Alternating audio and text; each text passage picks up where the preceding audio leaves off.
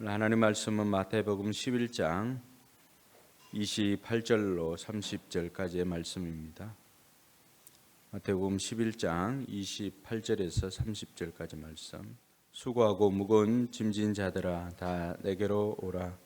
내가 너희를 쉬게 하리라. 나는 마음이 온유하고 겸손하니 나의 멍에를 메고 내게 배우라. 그리하면 너희 마음이 쉼을 얻으리니 이는 내 멍에는 쉽고 내 짐은 가벼움이라 하시니라. 아멘. 오늘은 여러분들과 함께 이 완벽주의에 대해서 같이 한번 살펴보고자 합니다. 우리 내면의 정서적인 뿌리, 그 뿌리 가운데 이 완벽주의로 인해서 생기는 많은 일들이 있습니다. 또 많은 그리스도인들이 이런 완벽주의로 인하여서 또 심리적이로 또 영적인 그런 문제를 가지고 하나님 앞에서 자유로운 삶을 살아가지를 못하는 모습들을 점점 봅니다. 그래서 이러한 완벽주의도 우리 내면의 상처와 깊이 연결되어져 있다라고 하는 것을 알 수가 있습니다. 이러한 완벽주의 성향을 가진 그 신자들은 자신뿐만이 아니라 타인에게도 또 지나치게 높은 기대감을 가지고 있습니다. 그렇게 하다 보니까 이 실패나 또 부족함을 그대로 인정하거나 받아들이는 것이 굉장히 어렵습니다. 그래서 우리가 살펴볼 것은 그럼 이런 완벽주의 문제가 뭔가? 그 첫 번째는 자존감의 문제입니다. 완벽주의자들은 이 자신의 가치를 성과와 또 성취하는 것에 기반을 두게 됩니다.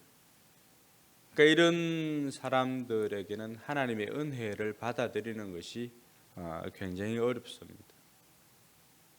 둘째로는 이 높은 기대감 때문에 끊임없는 자기 비판을 합니다. 작은 실수에도 스스로 책망하고 또 하나님 앞에서 용납받지 못했다고 하는 이런 것을 느끼는 경향이 다분합니다. 그렇게 하다 보니까 때로는 점점 말수도 적어지고 또 어떤 경우에는 또 위선적인 삶을 살아갈 때가 많이 있습니다. 타인과의 관계에서도 마찬가지입니다. 타인과의 관계에서 오는 문제는 자신에게 가혹한 기준을 적용할 뿐만이 아니라 다른 사람들에게도 높은 기준을 요구하여서 관계의 갈등을 유발하게 됩니다. 그러니까 우리가 신앙은 이 성숙으로 가는 길인데 지난번에도 우리가 살펴보았지만은 우리가 새벽기도를 하고 또 아니면은 성경 통독을 하고 이런 하나님 앞에서 은혜 받는 이런 행위들을 했을 때 그런 것들을 통해서 내 자신을 돌아보고 또 내 내면을 돌아보고 해야 하는데 우리는 그런 행위들을 할 때 나를 보는 것이 아니라 그 기준으로 말미암아서 타인을 보게 됩니다. 그것이 바리새인들이 가졌던 그런 태도였지요. 우리가 마가복음 강해를 통해서 바리새인들이 또 계속해서 예수님과 논쟁을 하고 갈등을 일으키는 것이 무엇입니까? 바로 이런 것입니다. 그러니까 자기를 돌아보면은 그것을 성숙의 기회가 되고 하는데 그 높은 기준이 자기에게도 필요하지요. 그런데 이것이 병적으로 나타나면은 자꾸만 이 타인에게도 동일하게 그 기준으로 대하니까 자꾸만 갈등이 생기게 되는 것입니다. 뿐만 아니라 신앙생활에 부담을 느끼게 됩니다. 신앙생활이 하나님의 은혜보다는 자꾸만 의무감으로 죄책감으로 이렇게 규칙을 지키는 것에 율법을 지키는 것에 자꾸만 포커스를 맞추니까 하나님과의 관계가 기쁨이 아니라 부담감으로 이렇게 다가올 때가 많이 있더라고 하는 것입니다. 그래서 우리도 우리 자신을 이렇게 한번 돌아보면은 신앙생활에 기쁨이 없다, 기쁨이 사라졌다라고 하는 분들이 있다면은 혹이라도 이런 완벽주의 이런 성향 때문에 그런 것은 아닌가. 우리 자신을 한번 돌아보아야 할 것입니다. 이런 완벽주의 성향이나 이런 것들은 원인이 무엇인가? 대부분 어린 시절의 영향이 많이 있습니다. 사람들이 그냥 책임감 없이 툭 던졌던 그 말 한마디가 우리 내면에 여전히 남아서 상처가 되어지고 또 손해를 입히고 하는 이런 것들이 우리 내면에 남아있는 경우 이것이 계속해서 어린 마음에 심겨진 상처와 수치와 정오가 씨앗이 되어가지고 이게 나중에는 우리 내면에서 골마 터지게 되는 거죠. 그러니까 어른이 된 후에도 우리의 인격 속 깊숙이 이러한 것들이 이제는 마치 그 바이러스 퍼지듯이 퍼지게 되는 것입니다. 부모나 권위자로부터 받았던 그 높은 기대를 받고 자랐거나 또 사랑을 조건적으로 받았을 때 이런 완벽주의 성향이 나타나게 됩니다. 그러니까 우리가 자녀들에게도 칭찬을 하거나 자녀들을 사랑할 때도 뭐 해서 이제 사랑한다. 자꾸만 조건을 붙이는 거예요. 조건. 그러니까 하나님께서 우리에게 해 주신 것은 무조건적인 사랑이고 또 우리가 많은 경우는 이 무조건적인 사랑을 받을 때 충만하게 채워지는데 자꾸만 우리는 조건적인 사랑을 이야기할 때가 많이 있습니다. 그렇게 하니까 존재로서 평가를 받는 게 아니라 행위로서 평가를 받는 거죠. 그러니까 늘 그 인정에 목말라 있고 그것을 이루기 위해서 자기 몸을 좀 더 타이트하게 또 드라이브를 걸고 이렇게 하니까 나중에는 번아웃이 오게 되는 거죠. 그래서 이런 어린 시절의 영향이 가장 크고요. 그 다음에는 사회적이나 또 교회적인 영향이 있을 수가 있습니다. 우리가 성취 중심에 자꾸만 이제 그 존재로서가 아니라 성취 중심의 문화 속에서 자라난 그리스도인들을 보면은 하나님을 위해서 더 많은 일을 해야 된다라고 하는 이 강박관념을 가지고 있습니다. 그러니까 우리가 뭘 많이 해야만 인정을 받고 많이 해야만 하나님께로부터 사랑을 받는 것으로 우리가 착각하면서 살아갈 때가 있습니다. 종종 우리가 어쨌든 열매를 강조하다 보면은 이런 현상이 나타날 수도 있습니다.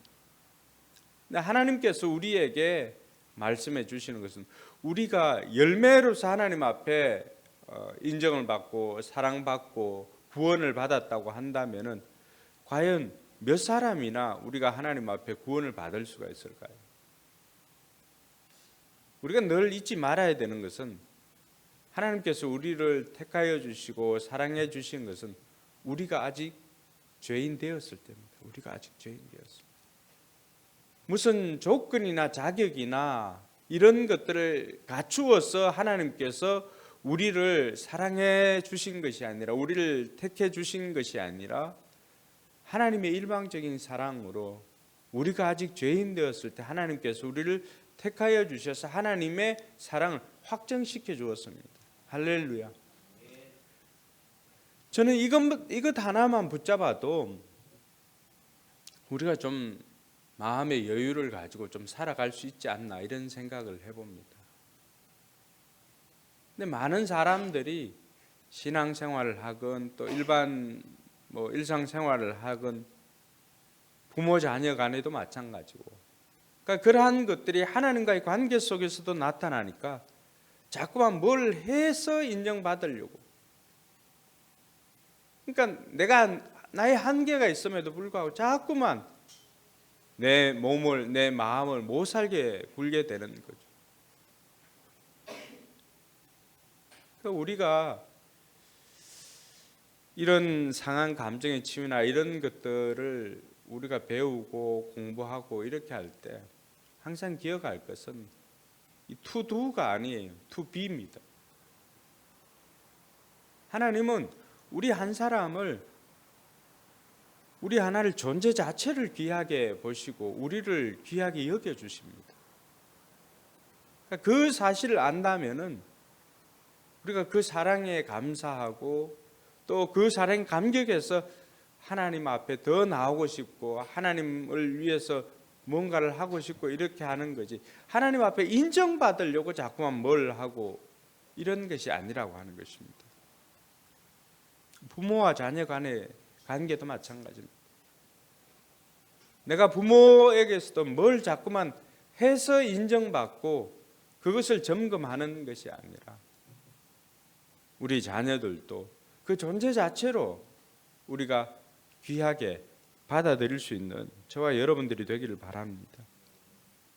뿐만 아니라 이런 완벽주의 원인 중에는 죄책감이나 두려움이 있습니다. 실수하면 하나님께서 벌을 내리실 거라고 하는 이 잘못된 신앙이나 잘못된 신학이나 이런 것들이 완벽주의를 더 심화시킬 수가 있더라고 하는 것입니다.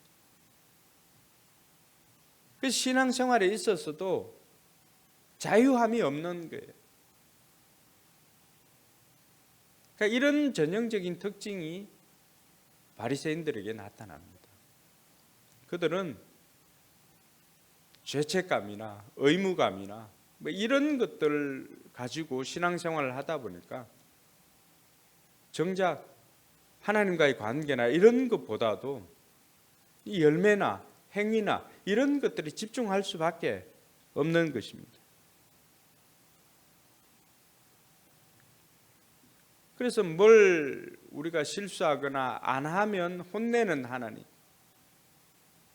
이렇게 잘못 형성된 신앙이나 신학이 결국에는 하나님과의 관계도 오해하게 만듭니다. 하나님께서 우리가 안 하면 벌을 주시는 하나님으로 생각하기 때문에 그 신앙생활에 있어서 진정한 기쁨이 없습니다. 기쁨이. 재미가 없죠.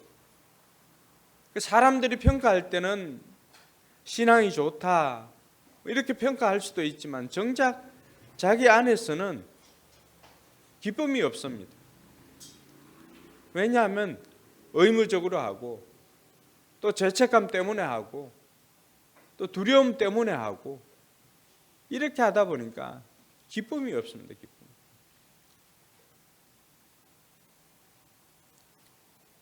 그래서 우리 내면에 신앙생활 하면서도 기쁨이 없다라고 한다면 내가 하나님에 대해서 오해하고 있는 것은 아닙니다. 내가 하나님과의 관계 속에서 내가 뭘 해야만 인정을 받고 하는 이런 것으로 생각하고 있지 않는가. 정작 하나님은 내 존재 자체를 기뻐하시고 하나님은 나를 내가 무슨 조건을 가져서 사랑하는 것이 아니라 그 조건이 없었을 때도 죄인 되었을 때도 나를 택하시고 나를 사랑해 주시고 나를 구원해 주셨는데 이러한 것들을 우리가 오해하고 자꾸만 뭘 해서 한다라고 생각하니까 점점 우리 신앙이나 우리의 삶이 피폐해져 가는 것입니다. 왜냐하면 그 조건을 맞출 수가 없기 때문에 그렇습니다. 그래서 우리가 우리 자녀들을 양육할 때도 때로는 이런 결과만 또 아니면 이런 열매만 강조하고 그것만 또 칭찬하고 또 그것만 인정해주고 있지는 않는지 우리 자신들을 한번 돌아볼 수 있는 기회를 가지면 좋겠습니다. 그럼 이런 완벽주의를 가지고 있다면 어떻게 하면 그 완벽주의를 치유할 수 있는가? 첫 번째는 하나님의 은혜를 받아들이는 것입니다. 계속해서 반복하지만 우리의 가치는 성취함에 있는 것이 아니라 하나님의 무조건적인 사랑에 기초하는 것입니다. 그러니까 이걸 깨닫는 것이 굉장히 중요합니다. 에베소서 2장 8절과 9절에 보면 하나님께서 우리에게 베풀어 주신 구원이 하나님의 은혜로 말미암아 뭘로 받았어요? 선물로 받은 것입니다. 선물은 내가 뭘 잘했어, 그건 상이지요. 무조건적으로 받는 것입니다. 그래서 은혜로 받는 것입니다. 근데 이 하나님의 은혜를 우리가 받아들일 수가 있어야 됩니다. 내 자신의 가치를 우리가 자존감 할 때도 마찬가지였지만, 그러니까 하나님의 시각으로 바라보는 거예요. 하나님의 시각으로 바라보지 못하면 여전히 내 자신은 레위요 이렇게 보는 것입니다. 하나님의 시각으로 바라보면은 그 레위를 통해서 예수님은 뭘 보셨던 거죠? 하나님의 선물인 마태를 보았던 것입니다. 근데 우리는 자꾸만 드러나는 것, 나타나는 것만 이렇게 보다 보니까, 그러니까 하나님의 은혜를 온전히 받아들이지 못하면 하나님의 시각을 가질 수가 없습니다. 그래서 우리의 가치가 성취에 있는 것이 아니라 하나님의 일방적인 사랑, 우리가 아직 죄인 되었을 때도 사랑해 주시는 일방적인 그 사랑이 근간 것이라고 하는 것을 기억해야 합니다. 오늘 우리가 읽었던 말씀 중에 예수님께서 누구를 초청하고 있습니까? 보면은 수고하고 무거운 짐진 자들입니다. 수고하고 무거운 짐진 자들. 다 내게로 오라. 다 내게로. 하나님의 은혜를 누리지 못하고 뭘 해야만 된다라고 하는 그 무거운 짐을 지고 가니까 그 짐이 얼마나 무겁겠습니까? 예수님께서 수고하고 무거운 짐진 자들아 다 내게로 오라. 여러분, 예수님께서 초청할 때는 그 무게를 내려놓고 쉴 수 있는 공간이 있고 쉴 수 있는 능력을, 쉼을 줄 수 있는 능력이 있기 때문에 초청을 하는 것 아닙니까? 여러분, 집에 사람을 초청해 보면은 대략 그 숫자를 어느 정도 합니까? 우리 집에 내가 초청하여서 그 사람들을 다 수용할 수 있을 정도로만 초청을 하는 것입니다. 예수님께서 오늘 초청하는 것은 무엇입니까? 수고하고 무거운 짐진 자들아 다 내게로 오라. 다 합니다. 다. 내가 너희를 쉬게 하리라. 그래서 우리가 먼저 우리에게 필요한 것이 있다면은 이런 일방적으로 또 무조건적으로 베풀어 주시는 하나님의 은혜를 우리가 받아들이는 저와 여러분들이 되기를 주님의 이름으로 축원합니다. 둘째는 자신의 한계를 인정하는 것입니다. 우리는 완벽할 수가 없습니다. 그리고 실수는 성장의 일부라고 하는 것을 받아들이는 것이 필요합니다. 그런 사람만이 넘어진 또 아니면 실패 이런 것들을 경험으로 발판으로 디딤돌로 삼지 그걸 걸림돌로 생각하지 않는다는 것입니다. 하나님께서 바울이 하나님 앞에 그 자신의 연약감 때문에 기도하고 하였을 때 하나님께서 바울에게 해주신 것이 무엇입니까? 하나님의 은혜가 네게 족하다는 것입니다. 우리는 우리의 연약함을 하나님 앞에 맡길 수가 있습니다. 정직하게 자신의 내면을 들여다보고 하나님, 나는 이런 것이 내가 연약한 마음입니다. 연약함을 가지고 있습니다. 여러분, 바울이 이런 하나님께로부터 응답받은 이유는 무엇입니까? 그걸 가지고 자신을 탓하거나 이렇게 하지 않고 그걸 가지고 겸손히 하나님 앞에 가지고 나아갔다는 것입니다.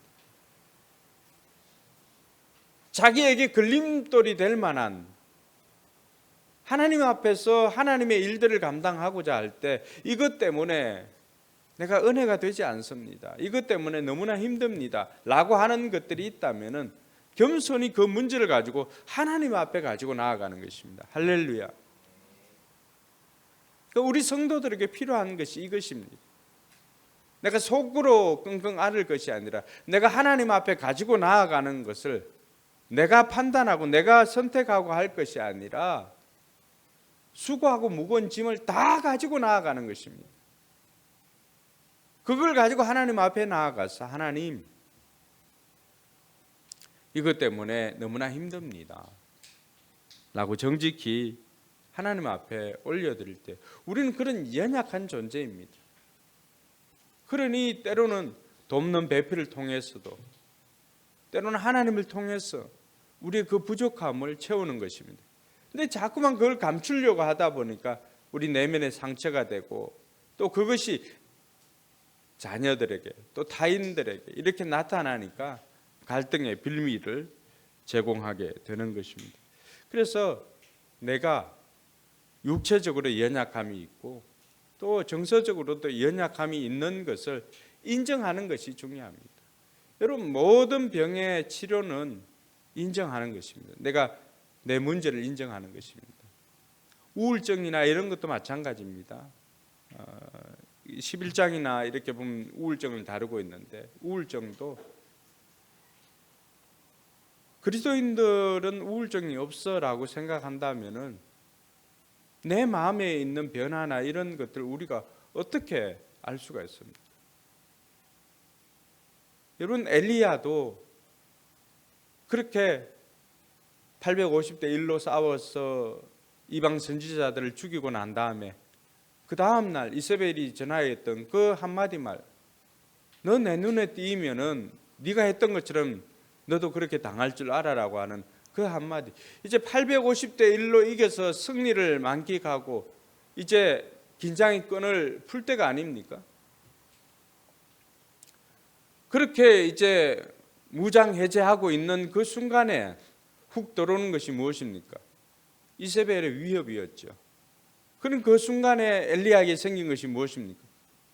심한 우울감에 빠지게 되는 거잖아요. 뭘 이야기를 합니까? 난 이제 족합니다. 하나님 나를 죽여주십시오. 죽여주십시오.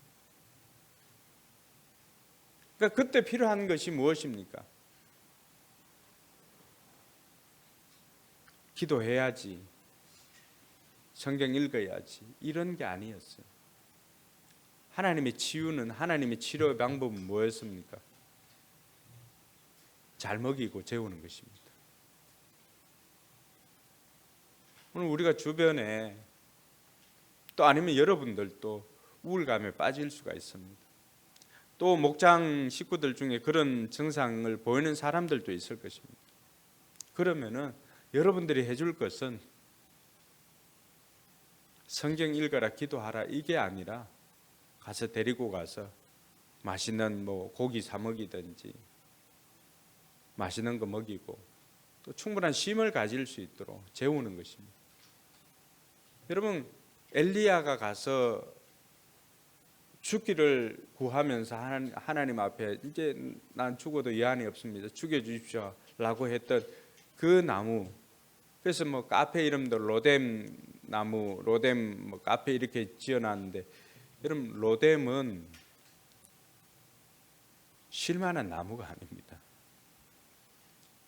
광야나 사막에 이렇게 가보면요, 여러분, 사막에 있는 나무들이 잎사귀가 있겠습니까? 오아시스가 아닌 이상은 잎사귀가 없습니다. 사막의 선인장들 봐도 왜 가시가 있습니까? 수분이 없으니까 가장 응축적으로 그 수분을 머금고 있는 방식이 뭘까요? 자꾸만 좁히고 하니까 나중에 가시로 이렇게 존재하는 거잖아요. 로뎀 나무가 잎사귀가 거의 없습니다. 거의 침이 없어 수준입니다. 키도 높지도 않아요. 그러니까 그 그늘 아래에서 쉰다라고 하는 것은 햇빛을 다 가리는 게 아닙니다.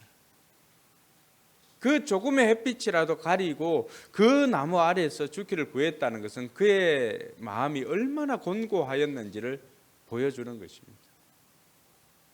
그런데 하나님께서 너 왜 믿음 없이 이렇게 하고 있냐, 그렇게 나무라지 않습니다. 열매를 탓하지 않습니다. 하나님께서는 지금 그 우울감에 빠져 있는 엘리야를 까마귀를 통해서 먹입니다. 고기를 주고 물을 주고 떡을 주고 또 자게 합니다. 천사를 보내었어도 또 먹이고 재웁니다. 그러니까 이런 과정을 통하니까 힘이 생기니까 어떻게 됩니까? 이제 현장을 직시하게 되는 것 아닙니까? 그러니까 힘이 좀 생기니까 하나님께서 40일을 또 보내어가지고 호렙산 동굴에서 하나님의 음성을 듣게 하지 않았습니까? 늘 위협이나 두려움이나 이런 것은 어디에서 올까요? 자기 혼자만 일을 하는 것 같고, 우리 집에서 나 혼자만 고생하는 것 같고, 다른 사람들은 다 탱자탱자 노는 것 같고, 나만 고생하는 것 같고, 나만 일하는 것 같고, 나만 신앙생활하는 것 같고, 나만 하는 것 같고, 그게 엘리야에게 우울감을 가지고 온 겁니다. 하나님 뭐라고 했습니까? 야 엘리야야, 바알에게 무릎 꿇지 않은 자 내가 7,000명이 있다. 7,000명. 7,000명은 뭐예요? 완전수의 완전수 아닙니까? 충분히 바알에게 대적할 수 있는 네뿐만이 아니라 바알에게 대적할 7,000명을 하나님 남겨두었다는 것입니다. 오늘 우리 마음에 이런 마음이 좀 필요합니다. 나만 고생하는 것 같고, 그렇게 하다 보니까 우리의 마음이 참 서글프잖아요. 그 해도 일은 끝이 없고, 다른 사람은 관심 없는 것 같고, 신랑도 안 도와주고, 가족들도 안 도와주고, 오로지 나만 고생하는 것 같고, 이렇게 하니까 서글프기도 하고 억울하기도 하고 또 분노가 생기기도 하고, 하나님께서 그것을 다 아시죠. 자, 그럴 때 그런 마음이 들었다라고 하는 것은 조금은 내게도 이런 우울 증세가 있구나라고 하는 것입니다. 그때 필요한 것은, 식당에 가면은 그런 거 붙여놨죠. 저기압일 땐 고기 앞으로, 저기압일 땐 고기 앞으로. 잘 먹고 쉬는 것입니다. 우리는 쉼이 필요한 존재라고 하는 걸 인정해야 합니다. 주님께서도 수고하고 무거운 짐진 자들아 다 내게로 오라, 내가 너희를 쉬게 하리라. 나는 마음이 온유하고 겸손하니 나의 멍에를 메고 내게 배우라. 그리하면 너희 마음이 쉼을 얻으리라. 그냥 일방적인 내려놓고 이게 아니죠. 주님께서 주시는 그 마음, 주님께서 주시는 멍에를 메고 와서 우리가 배워야 합니다. 그런데 진정한 쉼이 있는 거죠. 오늘 저와 여러분들이 이 한계가 있음을 인정을 하고 주님 앞에 겸손히 나아가는 저와 여러분들이 되기를 바랍니다. 세 번째는 자기 용서를 배우는 것입니다. 여러분, 누구나 실수를 할 수가 있습니다. 실수를 인정하고 자기 자신을 용서하는 연습을 통해서 우리 내면의 평안을 얻을 수가 있습니다. 그래서 주님께서 뭘 하지 않는데 우리 자신이 죄책감이 들어가지고 계속해서 우리 자신을 올가매지 않아야 됩니다. 시편 기자가 뭐라고 했습니까? 동이 서에서 먼 것처럼 우리의 죄가를 던져버렸다 그러잖아요. 근데 자꾸만 우리는 회개하고서도 자꾸만 끄집어내서 반복적으로 그걸 끄집어내서 우리는 계속해서 우리의 실수를 묵상을 합니다. 근데 이제는 우리 자신을 용서하는 훈련을 해야 할 것입니다. 그걸 용서하면 하나님의 용서를 우리가 신뢰할 수가 있습니다. 하나님께서 나를 용서해 주었다라고 하는 그 마음을 가지고 우리가 담대하게 살아갈 필요가 있습니다. 그렇게 될 때 타인과의 관계에서도 자유를 얻을 수가 있습니다. 완벽함이 아니라 진실한 관계와 사랑을 우선시하는 태도를 배워야 합니다. 주님께서 우리를 그렇게 사랑해 준 것처럼, 우리가 1만 달란트 빚진 자와 그 100데나리온 빚진 자 이야기를 통해서 우리가 배웠지 않습니까? 그리고 마지막으로 성령의 도우심을 구하는 것입니다. 성령의 인도하심을 통해서 우리는 내 연약함을 하나님 앞에 솔직히 인정하고 참된 자유를 경험을 하는 저와 여러분들이 되어야 할 것입니다. 그래서 빌립보 4장 6절과 7절 아무것도 염려하지 말고 다만 모든 일에 기도와 간구로 너희 구할 것을 감사함으로 하나님께 아뢰라. 그리하면이죠. 그리하면 모든 지각이 뛰어난 하나님 평강이 그리스도 예수 안에서 너희 마음과 생각을 지키시리라. 할렐루야. 마음과 생각을 지켜주십니다. 주님께서 우리에게 평안을 주십니다. 사랑하는 성도 여러분, 하나님은 우리에게 완벽을 요구하지 않습니다. 하나님은 우리의 부족함을 모를까요? 아십니다. 그럼에도 불구하고 우리를 사용하십니다. 그래서 우리가 이런 완벽주의에서 벗어나기 위해서 하나님의 은혜를 받아 누리고 참된 자유와 평안을 누리는 법을 배워야 할 것입니다. 치유는 우리의 노력이 아니라 하나님의 사랑과 은혜 안에서 이루어집니다. 오늘 이것 하나 기억했으면 좋겠어요. 치유는 우리의 노력이 아니라 하나님의 은혜와 사랑 안에서 이루어진다. 그 사실을 깨닫고 저와 여러분들이 진정한 자유함을 누리는 우리 모든 성도들이 되기를 주님의 이름으로 축원합니다.